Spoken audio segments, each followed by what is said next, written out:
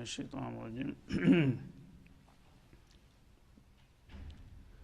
يسألونك ماذا ينفقون እና የቁርአን አካሄድ እንግዲህ ብዙ ጊዜ አንድ ርዕስ ይዞ በዛ ላይ የተወሰነ ግንዛቤ ከሰጠ በኋላ ባልተጠበቀ ፍጥነት ወዳውኑ ማርሽ ይቀይራል ወደ ሌላ አቅጣጫ ደግሞ ይወስደናል ድንገት ሳይታሰብ ማለት ነው። አሁን ስለ ፈተና ነበረ፣ አሁን ደግሞ ስለ ኢኮኖሚ ጉዳይ ባጭሩ ሊጠቅስልን ነው። የሰአሉነከ ማዛ ينفقون ሰዎች ያው አንፊቁ ፊ ሰቢልላህ በሚለው መለኮታዊ ትእዛዝና መመሪያ መሰረት በገንዘባቸውም ዲናቸውን ለማጠናከርና ወገኖቻቸውን ለመርዳት አስተዋጽኦ ማድረግ እንዳለባቸው በተደጋጋሚ ተነግሯቸዋል። ናፊ السلم والحرب በጦርነትም ሆነ በሰላም ጊዜ ኢኮኖሚ ሁሉ ጊዜ ትልቅ ሚና አለው። በገንዘብ መወጣት በሚገባበት ቦታ ካልተወጣ የታሰበው ነገር ሁሉ አይሳካም ማለት ነው። ስለዚህ ገንዘባችሁን አውጡ በመጥላቸው ጊዜ ገንዘብ ደግሞ ለማን ነው መውጣት ያለበት የሚለው ጥያቄ ይመጣል። ማብራሪያ ያስፈልገዋል ማለት ነው። ዝም ብለህ አውጣ ማለት አንስተወሩረው ማለት አይደለም ለማይገባው ክፍል። ስለዚህ ገንዘባችሁን አውጡ ፊ ሰቢልላህ ይላል አላህ።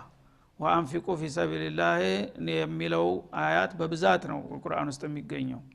ይሄ ገንዘብ ለማን ነው ወጭ መደረግ ያለበት የሚለው ጥያቄ ይነሳል። ምን ያህል ነው መጠኑስ ደግሞ የሚለውም እንደዛው ይነሳል ማለት ነው።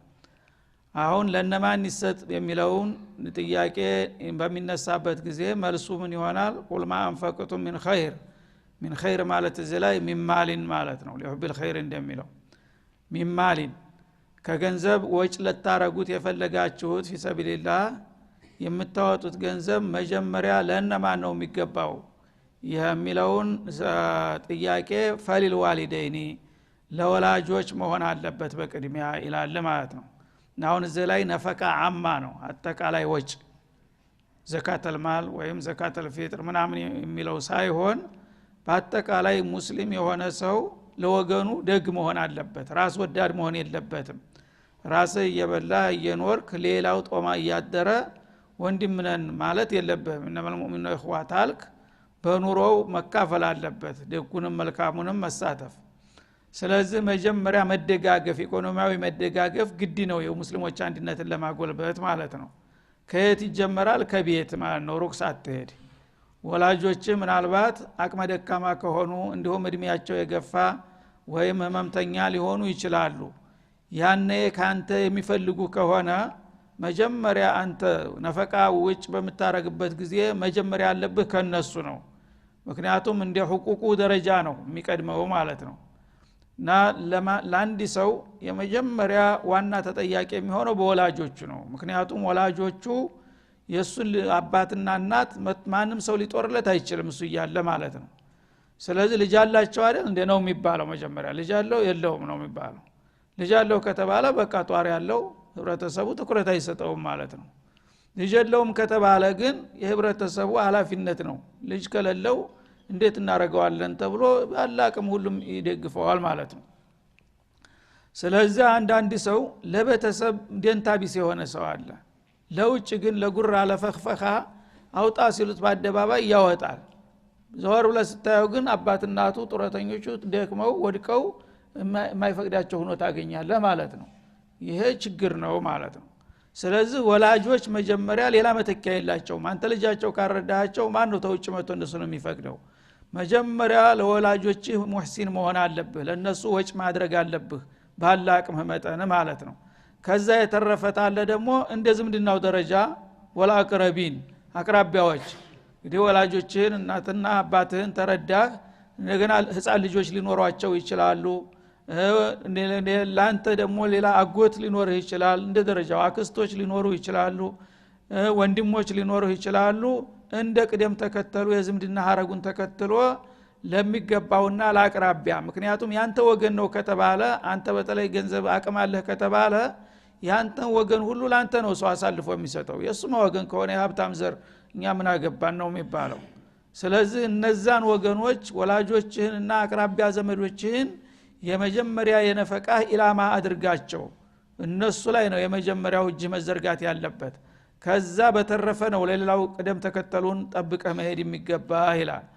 ወልየታማ እንደገና ደግሞ በለጋ እድሜ ላይ ያሉ ወላጅ አባቶቻቸው የሞቱባቸው ደሃደግ ልጆች የቲም ይባላሉ አቅማቸው ገና ለጋ ሆኖ አቅመ አዳም ካልደረሱ ማለት ነው እንደገና ደግሞ አባታቸው ከሞተባቸው እናት እንኳን ቢኖራቸው ያው الرجال قوامون የቤተሰብ ኃላፊ አባት ስለሆነ ችግር ያጋጥማቸዋል ጋሊበን ማለት ነው አንዳንድ የቲም ሆኖ የባለጸጋ ልጅ ሊሆን ይችላል ሚሊዮን አውርሶት ሊሄድ ይችላል እሱ ችግር የለውም የቲም በመሆኑ እርዳታው አይባልም ገንዘብ እስካለው ድረስ ግን ደሃ ሆኖ እንደገና ደግሞ ደሃደግ ከሆነ አባት ቢኖረው ደሃም ቢሆን እንኳን እለት የውምያ እንኳን ተሯሩጦ እንደምንም ይሸፍንለታል አባት ከሌለው ግን ገንዘብ ከሌለ ያው ይበላው ማለት ነው ያ እንዳይሆን ለየቲሞችም እንደዛው ነፈቃ ታረጋላችሁ ይሄ ተርቲብ መጠበቅ አለበት መጀመሪያ ወላጆች ቀጥሎ አቅራቢያ ዘመዶች እነ ወንድም እና እህት የመሳሰሉት ማለት ነው እንደገና የታማ የሚባሉት ዘመድም ባይሆኑ ማለት ነው ምክንያቱም ዝምድናው ርቋል እንጂ የሰው ልጅ ያው አንዲ ሰው ዘር ነው እና እነዚህ በህብረተሰቡ መካከል ወድቀው ያሉ ፈቃጅ የሌላቸው ምስኪኖች እነሱን እንግዲህ ማህበረሰቡ ታልተንከባከባቸው ማን ነው የሚረዳቸው ለነሱም ድርሻ ይሰጣቸው ይላል ወልመሳኪን ከዛ እንደገና ለማንኛውም ችግረኛ ይሄ አዲ ችግረኛ ማለት ነው የቲም እንዳትለው ህፃን አይደለም ትልቅ ነው እንደገና በሽተኛም ላይ ሆን ይችላል ግን ስራ የለውም ስራ ወይም ስራ ለመስራት የማያስችል ጤንነቱ ተጓሏል ያ ከሆነ ምን ይሆናል ያ ምስኪንም የቲም አይደለም ብላ ልትገፈትረው አትችልም ማለት ነው ወይም ዘመዴ አይደለም ልትለው አትችልም ዘመድም ባይሆን አጠቃላይ እነመልሙነ እخوا ባለው መሰረት ወገንህ ነው ማለት ነው ለዛ ለችግረኛውም ተሰጥታላችሁ ከዛም ወብኒ ሰቢል ለመንገደኞች ያ የመንገድ ልጅ ማለት በመንገድ በጉዞ ላይ ያለ ሰው ያው በመሸበት መንገድ ዳር ያው ወድቆ ተኝቶ ሲል እንደገና ደግሞ ተነስቶ ይጓዛልና መንገዱ እንደ አባት ሆነለት ማለት ነው የመንገድ ልጅ አለው የመንገድ ቁራኛ የሆነው ጉዘኛ ማለት ነው እና እነዚህን ቅደም ተከተሎች ጠብቃችሁ ነፈቃችሁን ለሚገባቸው ክፍል ማድረስ አለባችሁ ይላል አላህ Subhanahu Wa Ta'ala ወማ ተፈዓሉ ሚን ኸይሪን በማንኛውም መልኩ አላህ የወደደውን ነገር የምታበረከቱና የምትሰሩት فإن الله به عليم ያ የሰራችሁትን ነገር አላህ በሚገባ ያውቅላችኋል ና አላህ በሚያዘዛችሁ መሰረት በአግባቡ ተሰራችሁ ኸይር ነገር ያን ነገር ደግሞ ጌታ ስለሚያውቅ ተገቢ ወረታችሁን ይሰጣችኋል ማለት ነው ያላግባቡ ከሆነ ግን ለጉራ ለዝና ለስም ከሆነ ደግሞ ያቃል ለምን እንዳወጣህ ማለት ነው ለማንኛውም የምትሰሩት ነገር በአግባቡ ሰርታችሁም ከሆነ በአግባቡ ወረታውን ይሰጣችኋል ያውቃልና ያላግባብም ከሆነ ደግሞ ያላግባብ በመሆኑ ሊወድቅባችሁ እንደሚችል አውቃችሁ ቅደም ተከተሉን ጠብቃችሁ ነው ማውጣት ያለባችሁ ሲል ያስጠነቅቃል ማለት ነው እና ይሄ ነፈቃ አጠቃላይ እለት የምናወጣውን ነገር በሚመለከት ነው ወደ ዘካተል ማል በመንመጣ ጊዜ የራሱ የሆነ ህግ አለው ለወላጆችና ለተወላጆች አይሰጥም ለፈርዕና ለአስል ማለት ነው ለምን ዙሮ እንደገና አንተ ራስህ ታንድ ኪስ አውጥተህ እዚህኛው ኪስ እንደመጨመር ነው የሚሆነው ምክንያቱም እናት አባትህን መጦር ግዴታ ነው በዋናው ገንዘብህ ማለት ነው ዘካ ከሰጣቸው ግን በዘካው መጠን ያንተ ገንዘብ የለት ነፈቃ ተቆጠበ ማለት ነው መልሰህ ራስህ እንደበላው ይቆጠራል ማለት ነው ሰደቀተል ፊጥርም እንደዛው ከዛው ውጭ ያሉ ወጮች ግን ቋሚ ቀለቦች ማለት ነው ወላጆች አሉ ራሳቸውን አይችሉም ስለዚህ ወላጆችን የወር ወጫቸውን መድቤ ሁሉ ጊዜ መንከባከብ አለብኝ ማለት ነው እንደዚሁም ልጆችም ካሉ ወንድም እህቶች አጎታ ክስቶችም ተኔ የቀረበ ሰው ከለላቸው ቅደም ተከተሉን ጠብቄ ለነዛ ነው ነፈቃ ማድረግ ያለብኝ ማለት ነው እና ዘካ በሚመጣ ጊዜ የራሱን ስርዓት ጠብቀህ የሚገባቸውና የማይገባቸው ትላለህ ዝም ብሎ ቋሚ ነፈቃ አጠቃላይ ነፈቃ ከሆነ ግን ከአቅረቡ ነው የሚጀመረው ከወላጅ ከልጅ ከአያት ከቅድመያት ከልጅ ልጅ እያልክ ነው የምትሄደው ማለት ነው በዚህ መልክ እንግዲህ አላህ ባዘዘውና በፈለገው መልክ የሄደ ሰው ያ አድራጎቱን አላህ ያቀለታል ማለት ወዕድም ወዒድም አለው ማለት ነው ወዕድም ያቀለታል ወይም ያቀበታል ማለት ነው መመሪያው ይሄ ነው በዚህ መመሪያ መሰረት ከሄድ ካቀላለሁኝ የተገቢ ወረታን ከፍላለሁ ማለት ነው ከዚህ ውጭ ከሆንክ ደግሞ አቀባለሁኝ ለምን እንዳወጣው እኔ ባልኩት ሳይሆን አንተ በፈለገው መልክ ስለሆነ ያ ደግሞ ብታወጣው እንኳን ላይ ስሙላ አስጠያቂ መሆኑ አይቀርም ማለትን ያመለክታል እና ባጭሩ እንግዲህ አንዳንድ ርዕሶችን እየወረወረ አሁንም እንደገና ወደ ሌላ ርዕስ ተሻገረ በአንድ ጊዜ ማለት ነው። ምን አለ? ኩቲበ አለይኩሙል ቂታሉ ወሁወ ኩርሁን ለኩም። እናንተ ደግሞ ሙስሊሞች አንዳንድ ጊዜ በአስፈላጊ ሲሆን መጋደልም ግዴታ ተደርጎባቸዋል። ኩቲበ ማለት ፉሪዳ ማለት ነው። ፈርድ ተደርጎባቸዋል ይላል ማለት ነው። ሁል ጊዜ ሰላም አይኖርም። አንዳንድ ጊዜ አንተ ሰላም ብትመኝም ሰላም የማይገኝበት ነገር ይፈጠራል ማለት ነው። ያ ከመጣ ደግሞ አንድ ነገር እንዳመጣጡ ተቀብለ ማስተናገድ እንጂ እኔ ሰላም ነው የምትወደው ብያልክ ብታቀነቅን ሌላው ሰላም አልፈልግም ካለ ምንም መኖር አይቻልም ማለት ነው። ስለዚህ የዛ አይነት ነገር ከመጣ ደግሞ እንዳመጣጡ መሳተፍ አለብህ እንደማንኛውም ህብረተሰብ ማለት ነው። ኩቲበ አለይኩሙል ቂታል በመብታችሁ በዲናችሁ በህይወታችሁ በቤተሰብና በወገናችሁ ላይ አንድ ከባድ ነገር ጦርነት የሚያስከትል ነገር ከተፈጠረ ይላል ያኔ እናንተ ዳር ቁማችሁ ማየት አትችሉም። ኃላፊነት መውሰድ መቻል አለባችሁና ግድያም ባስፈለገ በሚያስፈልግበት ጊዜ ፈርድ ተደርጎባችኋል። ልክ እንደ ሶላቱ ማለት ነው። ፈለኩኝ አልፈለኩኝ አትልም። እና በተለይ በዲን ላይ በሚመጣ ጊዜ ያ ከዲን ላይ ዲፋዕ ካላደረክ ታልተከላከልክ ዲኑ እንዴት ሊኖር ይችላል? ማን ያስከብረዋል? አንተ ዝም ብለህ እጅህን አጣምራ የሞቀ ኑሮዬን እቀጥላለሁ በነገር ከገባሁኝ እንደ አይነት ችግር ሊደርስብኝ ይችላል ብለህ ምክንያትህን ተደረደርክ ዲንህን አሳልፈህ ሰጠህ ማለት ነው። ያ ከሆነ ደግሞ ያው ቅድም የተባለው አምሐሲብቱም ይመጣል ማለት ነው። ሁለት ወዶ አይሆንም። ሰው እንደምኞቱ ሆነ ሁሉ ሰው ሁሉ ጊዜ ሰላም ይፈልጋል፣ ሁሉ ጊዜ ምቾት ይፈልጋል። ግን ህይወት ሁሉ ጊዜ እንደተመኘዋት አትሆንም። የተመኘው ተቃራኒ ይመጣል አንዳንድ ጊዜ። ያ ሲመጣና አማራጭ ሲጠፋ ሁሉ ጊዜ መሸሽ ብቻ ያዋጣል እንዴ? መሸሽ ብቻ ያዋጣም መመከትና መቋቋምም ግድ ይሆንብሃል። ያን ግን ሁኔታ በሚፈጠርበት ጊዜ ደግሞ መሸሽ በማይገባው ቦታ መሸሽ የለብህም። ወሁወ ኩርሁን ለኩም አውቃለሁኝ ጦርነት የሚባል ነገር ሲነሳ ሰዎች አንገፈግፋቸዋል፣ ይጠላቸዋል፣ ይጎመዛቸዋል አይደለም እንዴ? አውቃለሁ ጦርነት በቀላሉ ደስ እንደማይላችሁ። ብትጠሉትም አንዳንድ ጊዜ አስፈላጊ ይሆናል። የምናልባት ያልጠበቃችሁት ጥቅም ተጀርባው ይዞ ስለሚመጣ አሁን እናንተ የምታዩት ጦርነት ማለት ህይወት ማጣት ነው። ጦርነት ማለት ሰውነት መቆራረጥ ነው። ጦርነት ማለት ኢኮኖሚ ድቀት ነው። ጦርነት ማለት ሁሉ ነገር በቃ ውድመት ነው የሚለውን ጎኑን ብቻ ነው የምታንጸባርቁት። ይሄ ደግሞ እንድትጠሉት ያደርጋችኋል ማለት ነው። ማን ይወዳል ጦርነትን በግድ ታልመጣበት በስተቀር? እና ትጠሉት አላችሁ እርግጠኛ ነኝ ያውቃለሁ። እንደምትጠሉት እያወቅኩኝ ግን አንዳንድ ጊዜ አማራጭ የሌለው ግዴታ ሆኖ ይመጣል። የግድ ያ ነገር አማራጭ እንደሌለው ካወቅክ ደግሞ ጥርስህን ነክሰህ ልትወጣው ይገባል እንጂ ሁሉ ጊዜ ፍርሃት ብቻ መፍትሄ ተደርጎ ሊወሰድ አይገባውም ነው የሚለው። እና ወሁወ ኩርሁን ለኩም ማለት መክሩሁን ለኩም ጦርነት ከማንኛውም ሰው ጋር የተጠላ ነው። ግን አማራጭ ሲጠፋ ተስፋው ሲመነምን አማራጮች ጠፍተው ሲጨልምበት ተይ በኋላ በቃ ሞት ይሻላል የሚልበልበት ግፍ ነው ሰውን አመጽ እንዲወልድ የሚያደርገው። ግፍ ሲበዛ የግድ ሰው ያ የሚመኘው ሰላም የሚመኘው ምቾት ሲጠፋ በጥላቱ በኩል እንግዲህ እየጠፋ ሲመጣ እንደህማ ከሆነ በቃ ጥላቴ እኔን አጥፍቶ እሱ ተናይቶ እንደፈለገ ተሚኖርማ ቢያንስ ይዤው መሞት አለብኝ ወደሚለው ይከዳል ማለት ነው። ያ ነገር እንግዲህ ተመጣባችሁ ዝም ብሎ በፍቃድ የሚሰራ ነገር ምጽዋት አድርጋችሁ አትውሰዱት። በግዴታ ደረጃ እንድትጋፈጡት አዝዣለሁ ይላል አላህ Subhanahu Wa Ta'ala። ወሶ የተጠላ ቢሆንም ግደለም ይሁን ሄዶ በዘለቄታ ውጤቱ ጥሩ ሊሆን ስለሚችል ግቡበት አንዳንድ ጊዜ አስፈላጊ ሲሆን ይላል።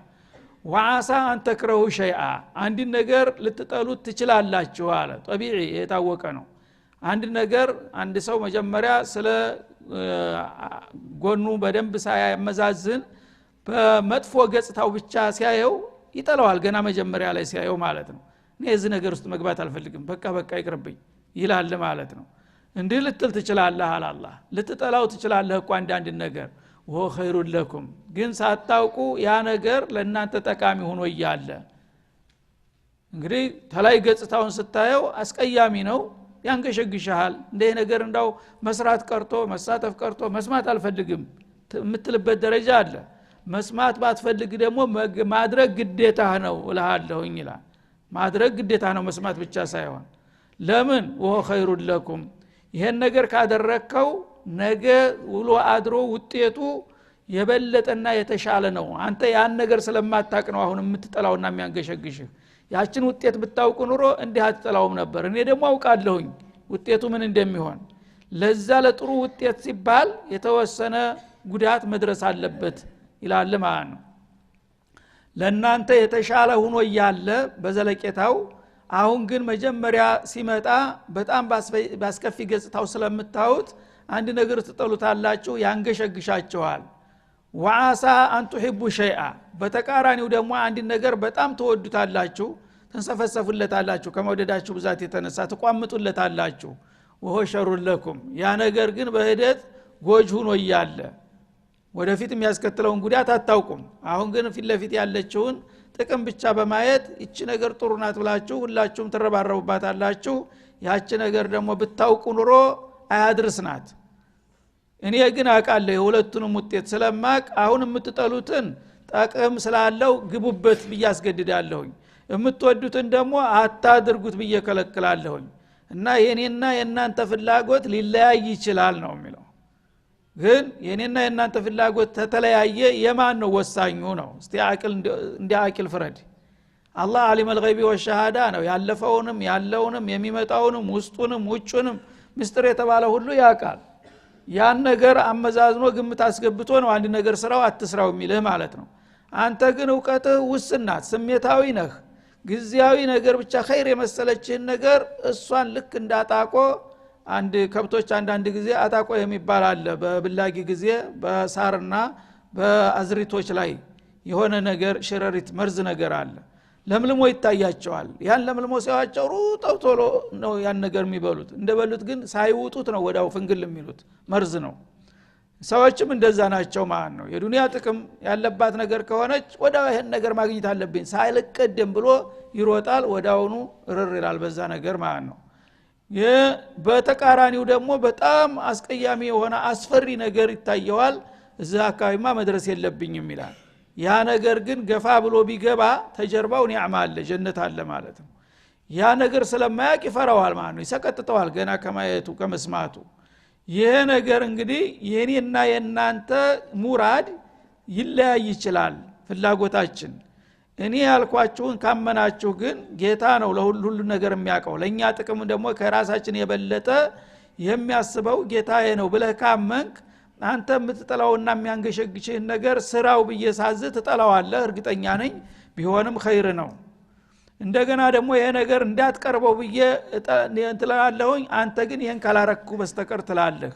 የዛ ጊዜ ግን ስሜታዊ መሆንህን ትተህ የኔን ምርጫ ማስቀደም ይኖርብሃል ያ ከሆነ ነው ጥሩ ውጤት ሊመጣ የሚችለው ይላል ማለት ነው እንግዲህ ተመልከቱ በቁርአን ለእያንዳንዱ ዛሬ አዲስ ትኩስ የወረደ ነው የሚመስለው ባለው በሚያጋጥመን ነገር እለት ስናየው ይሄ ነገር ራሳችን ያለው ነው አሁን ባለው ሁኔታ ሲታይ እኔ እንዲህ አይነት ጭቅጭቅ ውስጥ አልገባም ኋላ ነገ አንድ ነገር ይቃም አበላሽብኝ አንድ ፓስፖርት ይብቀማ የሚለው ማአት ነው አይደለም እንዴ ለምን እንደባበቃለን ግልጽ መነጋገር ይሻላል አይደለም እንዴ ከዛ ምን ብታሰር ምናም ልጆቼ ወድቀው ሊቀሩ ልጅ የላቸው ነበር የትናንቶቹ ሙእሚኖች ሰሃቦች ልጅ የላቸው ነበር ንብረት የላቸው ነበር ስራቸውን እንዲበላሽ አይፈሩም ነበር ምርጫው እኮ ነው የአላህ ጥያቄና ያንተ ፍላጎት ሲጋጭ ማን ነው የምትመርጠው በሰላም ጊዜማ ሙናፊቅ ሲሰግድ የለም እንደ አብሮ ምን ችግር አለው እና መስዋዕት የሚያስከፍል ነገር ሲመጣ እኮ ነው ኢማን የምትፈተነው ማለት ነው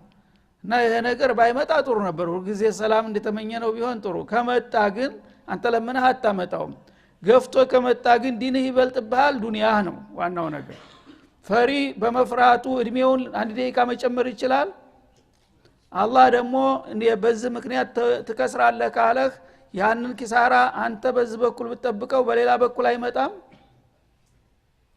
የከንቱ ነው ስለዚህ አቂል መሆን አለብን ማለት ማመዛዘን አለብን ስለኛ ሙእሚኖች በተለይ ሀገራችን እዚህ ሀገር አይደለም ጀነት ነው ሀገራችን ቋሚ ሀገራችን ይቺ ያንዲ ሰሞን ያው ተብለልጨን የምናልፈባት ኬላናት ኩብሪ ላይ ነው ያለ ነው ዋናው አላማችን ካፊር ግን ሱብሃንአላህ ከኛ የበለጠ ጠንካራ ነው መንፈሰ ጠንካራ ለዚች ዱንያ ላይ ለሚያገኛት ጥቅም ለሚያገኛት ስም ብሎ የፈለገው መስዋዕት ይከፈል ይሄ አላማችን ነው ይላል አላማችን ነው አምነንበታል የፈለገው መስዋዕት ይከፈል ያለቀ ይለቅ የወደመ ይውደም ይሄ መደረግ አለበት ይላል መድሙን አይደለም እኮ አቂባው ያ ነገር ለሱ እንደማያዋጣው ያዋጣው አያውቅም ግን የራሱ ግምት ወስዶ አቋም ይይዛል ሙስሊም ግን ሱብሃንአላህ ጀነት የምትጠብቅ ከጀሃነም እንዳይመጣብህ የምትፈራ ሆነህ ያለህ አንድ ተበቅ ያለች ነገር ስትመጣ የምትፈረከረክበት ምን ምክንያት አለ በጣም የሚያሳዝን ነገር ነው ማለት ነው ስለዚህ ይሄ ፈተና በየዘመኑ ያለ ነገር እኮ ነው ትናንትም አለ ዛሬም አለ ነገም ገና በትውልዶች ይቀጥላል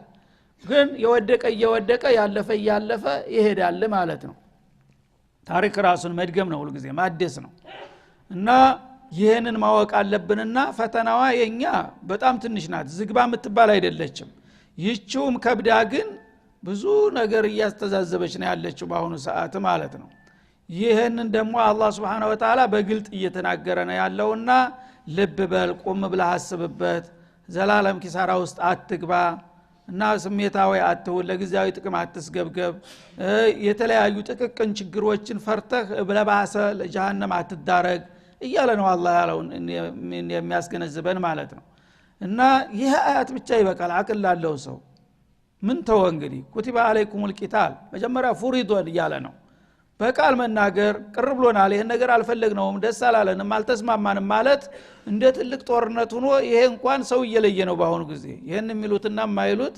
ተለያዩ ማለት ነው ግን ጦር መሳሪያ አንግበህ ተሞቀ ቤትህ ወጥተህ ልጆችህን ትተህ ንብረትህን አርግፈህ መፋለም አለብህ ታልኩ ምን ትላለህ እያለ ነው አላህ ይሄንማ አልፈልግም በቃ ወደካ ተሰረዝክ አንተ እስከዛሬ ሙስሊም ነህ ተል ነበር አለመሆነ ታወቀ ብለህ ትወድቃለህ እያለ ነው ግን አንተ ታልከማ እንግዲህ ምን አረጋለሁ ህይወቱንስ የሰጠኸኝ አንተ አይደለም ንብረቱንስ የሰጠኸኝ አንተ አይደለም ታልከማ እንግዲህ ይሁንልህ ታልክ የዛ ጊዜ ነው የምታልፈው ማለት ነው በዱንያም ነጃህ ታገኛለህ በአኺራም እንደዛው ማለት ነው ስለዚህ ኩቲባ አለይኩም ወኩሩሁ ለኩም መክሩሁ ለኩም የተጠላሁ ነው ይያለ አዝጃለሁኝ ታዘዝኩኝ ትእዛዜ መፈጸም አለበት ወአሳ አንተክረው ሸአን እናንተ ደግሞ አንድ ነገር ልትጠሉ ትችላላችሁ ወኸይሩ ለኩም እሱ የሚጠቅማችሁ ሆኖ ይያለ ነፍሰል መስላህ ሆኖ ነፍሰል መፍሰዳ ሆኖ ታውታላችሁ ማለት ነው የመጨረሻ ጥቅማችሁ እዛ ነገር ላይ ሆኖ ይያለ እናንተ ደግሞ የመጨረሻ ጉዳት ነው ብላችሁ ትጠሉታላችሁ እዚህ ላይ ነው እንግዲህ የፈጣሪና የፍጡር አቅም እኮ የሚለያየው ማለት ነው አንተ ኸይር ያልከው ሁሉ እኔ ዘንዳ ኸይር ይባል እንዴ ዝም ብሎ በጥቅሉ ስንት መርዝ እንዳለበት ያወቁኝ አንተ ሸር ብለህ የፈራው ሁሉ እኔም እንዳንተ እንዳልከው ልበልህ እንዴ እና እኔ ካንተ የበለጠ ካንተ የበለጠ ማስብልህ መሆንህን እስከተቀበልክ ድረስ ያንተ ፍላጎትና እኔ ፍላጎት ሲለያይ ያንተ ፍላጎት ለኔ ፍላጎት ተገዥ መሆን አለበት ነው የሚለው አላህ Subhanahu Wa Ta'ala ሰው በሰው ደረጃ እንኳን አለቃዬ ካለኝ በቃ ባላምንበትም አድርጋለሁ አይደል እንደሚለው ግዴታዬ ነው እየከበደው አለቃ ያዞኛል خلاص ይላል አላህ ረብ العالمين خالق السماوات والارض ግን አዝዣለሁኝ ይሄ መርጨልሃለሁኝ ታለ እንዴት አድርገህ ወደ ኋላ ማለት ትችላለህ በተጨባጭም ደግሞ ያለው እንዲያው የአኺራውን ተተነው ዙ ዱንያ ላይ ይሄ ነው ያለው ሰው ለምሳሌ አንድ ኃይለኛ ጥላት ከተነሳበት እና እዚህ መብት የለህም ብሎ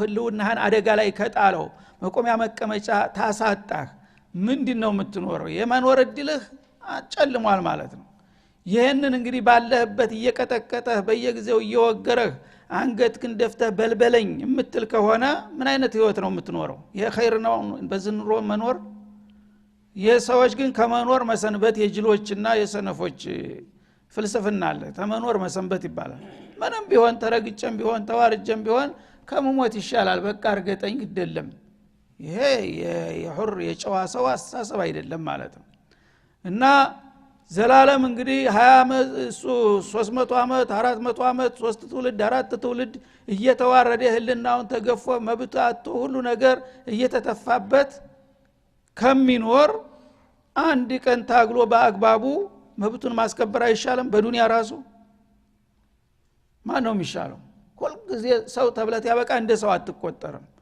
ይሄ ከሆነ ከእንዲህ አይነቱ ኑሮ አንድ ቀን የፈለገው ይሁን ብሎ መስዋዕት ከፍሎ የሞተው ሞቶ የተረፈው ተርፎ መብት አግኝቶ ይኖራል በዱንያ እንኳን ደረጃ ማለት ነው ያው በአለም የሚታይ ጉዳይ ነው ሳይታገል ማንንም ሰው መብት ሊያገኝ አይችልም ይሄ የታወቀ ጉዳይ ነው መፍሩም ነው ሙተፈቅ አለይ የሰው ልጆች በየትም ዓለም ቦታ የሚኖራቸው መብት የሚኖራቸው ባስተዋጽኦአቸውና በትግላቸው መጠን ነው ማለት ነው። የትግሉ አይነት ሊለያይ ይችላል። አንዳንድ ጊዜ ሰላማዊ ይሆናል እንደ ስልጣኔው እንዳካሃዱ። ግን ጉልበት የሌለው ተሳትፎ የሌለው በሜዳው ላይ አለሁኝ ብሎ ተሰዲ የማይሆን አካል ቦታ አይኖረውም። የታወቀ ነው። ዲሞክራሲን በለው ምንም በለው በዛ በፓርቲው ጠንክሮ የሰራ የሰበከ ህዝብን ያሳመነ ወጪ ያደረገ እኮ ነው ቦታ የሚይዘው። ሁሉ ጊዜ እጁን አጣጥፎ በቃ አላህ ይብቃኝ የሚል ሰው ምንም ቦታ አይኖረውም እንግዲህም ቢሆን። ይሄንን እንግዲህ አላህ Subhanahu Wa Ta'ala ተፋለሙ፣ ሜዳው ውረዱ፣ ተወዳደሩ፣ በውድድሩ ውጤት ይመጣል። እናንተ ያላወቃችሁት ያልናፈቃችሁት። እኛ እንግዲህ ብዙ ጊዜ ተዛ ዓለም ርቀን ስለቆየን ውጤቱ የሚባለው ጭራሽ ረስተናል እኮ። ቢመጣም ራሱ ለመቀበል ፍቃደኛ አይደለንም። ዝም ብሎ መጃነን ቢመጣም እንኳን ለምን ሰው ያለመደው ምግብ ጥሩም ቢሆን አይስማማውም እኮ።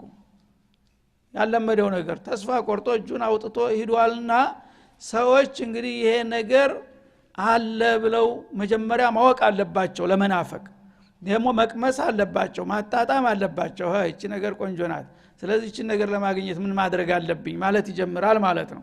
መጀመሪያ ያላወቀው ግን አይናፍቀውም። ተዚህ ተውርደቱ ኑሮ ውጭ ኑሮ ያለ አይመስለውም። እናስታውሳለን የገጠር አካባቢ በደርግ እንደመጣ አካባቢ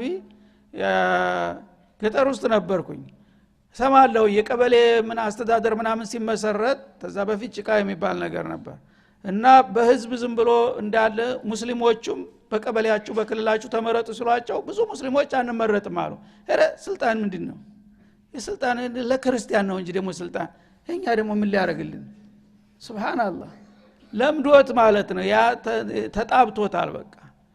እና በሰላም ነው አልታገሉ ምን አላሉ። በቃ እናንተም ሰው ናችሁ፣ በእናንተ ሰፈር ያው ሌላ የለም፣ እናንተው ተመራረጡና ሊቀመንበር አምጡ ጸሐፊ አምጡ ሲባል አረኛ እንደዚህ ነገር ውስጥ አንገባም። ምን የሚያስፈራ ነገር የለም እኮ መጃነን ነው የመጣው። እንደዚህ ነገር ውስጥ አታስገቡን፣ እኛ ገበሬዎችና አርሰን ማደር ብቻ ነን የሚሉ ነበር የኛ አባቶቻችን አጎቶቻችን ምናቃቸው ማለት ነው። ለምን ያ ነገር ተረስቷል፣ ሰው መሆናቸውንም ረስተዋል ማለት ነው። አላህ ግን Subhanahu Wa Ta'ala በዚህ በዱንያ ራሱ ህልውናችሁን እንደ አደጋ ላይ አትጣሉ፣ መብታችሁን ለማስከበር አስፈላጊ ሲሆን እስከ ፍልሚያ ድረስ መሄድ አለባችሁ አዘዝኳችሁ። ያንን ካደረጋችሁ ነው ውጤት የሚመጣው። በዱንያ ነጽነት ይመጣል፣ መከበር ይመጣል፣ መብት ይመጣል። በአኺራ ደግሞ የአላህን ዲን ታስከብሩና የበለጠ ለትውልድ ታሸጋግሩታላችሁ። ጀነተ ነዒም የሚገኘውም በዛ ነው። አለበለዚያ ሁሉ ጊዜ ወራዳዎች ከሆናችሁ ምን ዲን ትርጉም አላችሁ? በመሬት ላይ የመንጣታችሁ እኮ ዋጋ የለውም ብሎ ነው የሚናገረው ማለት ነው። በተቃራኒው ደግሞ ዋሳን ተክረውሻን አንድ ነገር ትጠሉታላችሁ፣ ግን አላህ ጠቃሚ መሆኑን ያቃል መስራት አለበት ይላል። ይሄንን እንድታውቁና እንድትዘጋጁ ይላል። ወሰለላሁ ዐለ ነብዩ ወዐላ አሊሂ